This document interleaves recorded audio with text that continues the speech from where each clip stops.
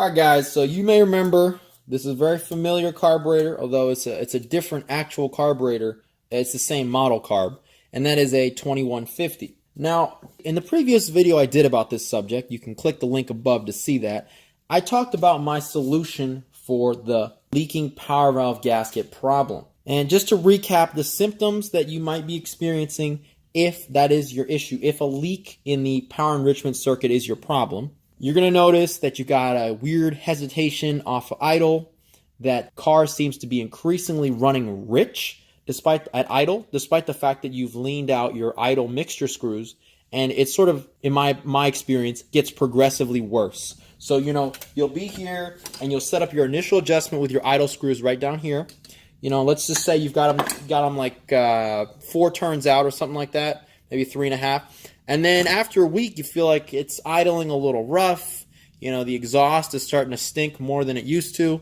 More unburned fuel. And so you say, okay, well, I got to lean it out a little bit, and then you just keep having to do that. And yet it still seems to keep running richer and richer and richer.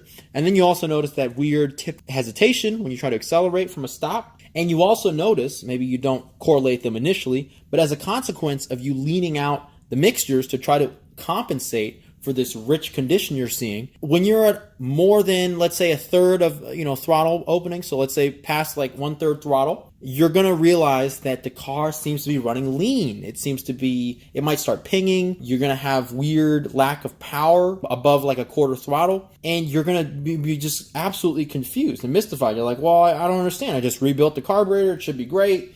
Everything's good. Well, everything isn't good, and it has to do with your power enrichment circuit. So we're going to take a look right here at what's going on. On the 2150, the power valve lives on the bottom of the carb. It's not like a Holly, but if you have a Holly, it's much easier to get to the power valve. You could probably do this on the car. The problem lies with the gaskets. And like I said before, the paper gaskets leak. And so what happens is it's very important that the interface between the valve and this outer bottom of the carb body are airtight, because this side of the power valve needs to be isolated from this side by the gasket that lives right here.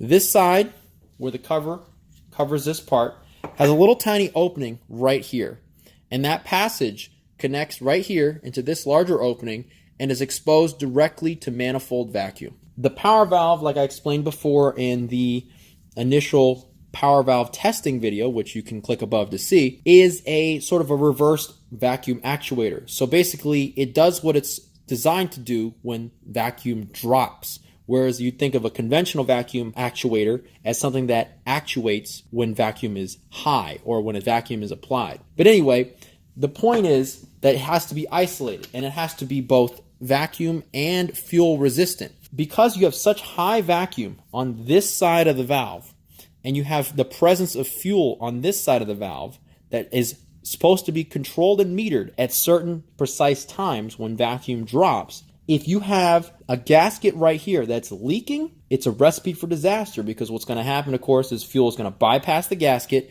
go straight through that passage into your intake, and now you've got unmetered fuel entering your intake and throwing off all your mixtures. It's impossible to adjust for. When you're idling, it's going to be way too rich. And when you're trying to accelerate, once you adjust your idle screws to compensate, it's going to be way too lean. So what do?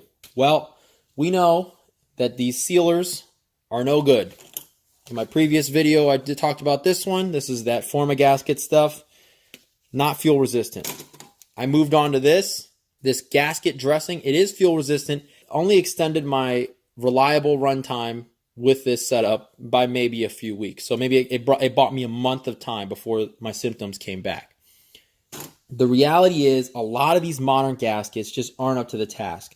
They're not impregnated with enough material.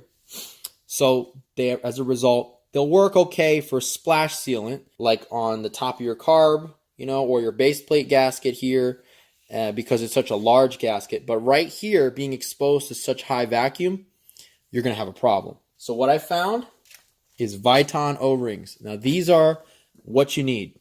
Viton is the same material that they make the tip of the needle out, for the needle and seat. That needle tip is made from Viton, and it's a highly fuel resistant type of rubber.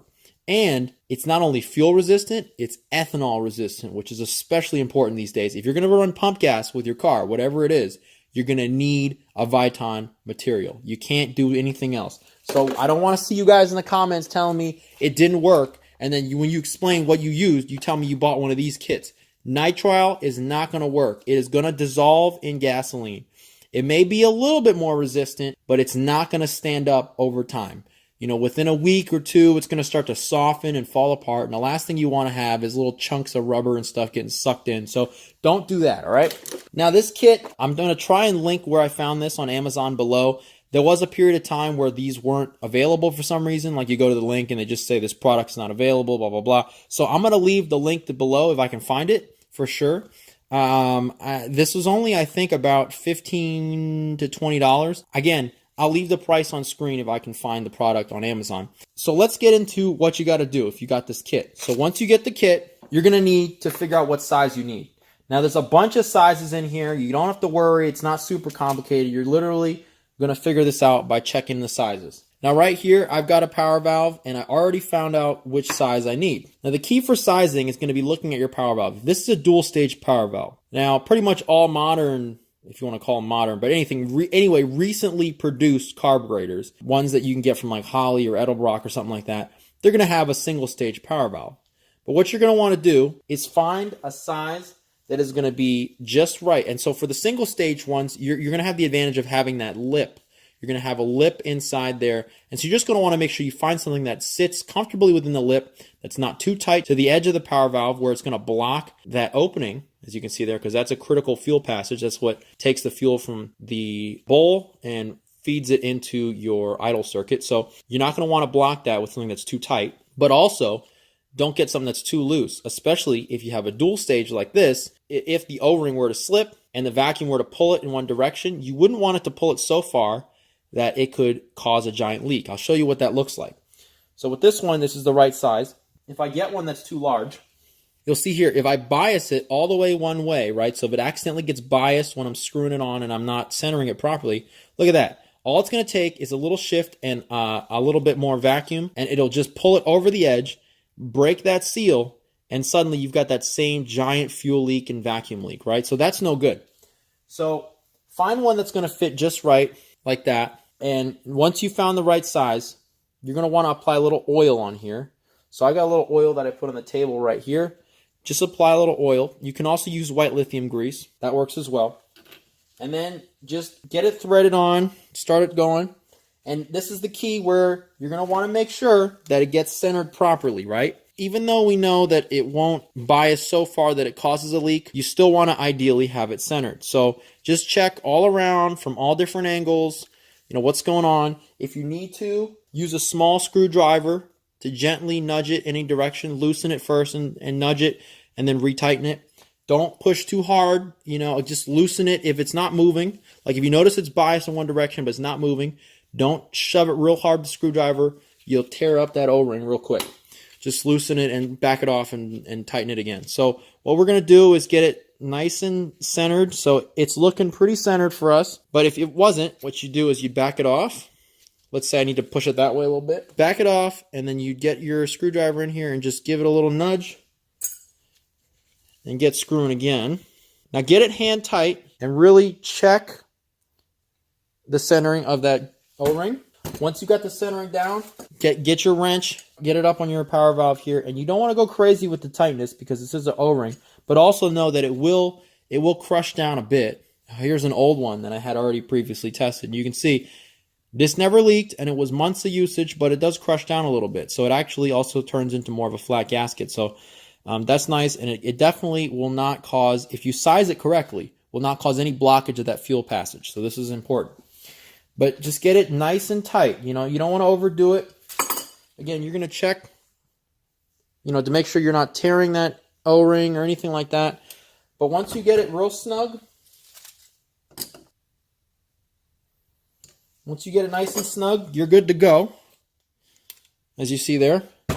And I've never had a problem with this gasket leaking, this outer cover gasket. So just get that on. Get your screws on.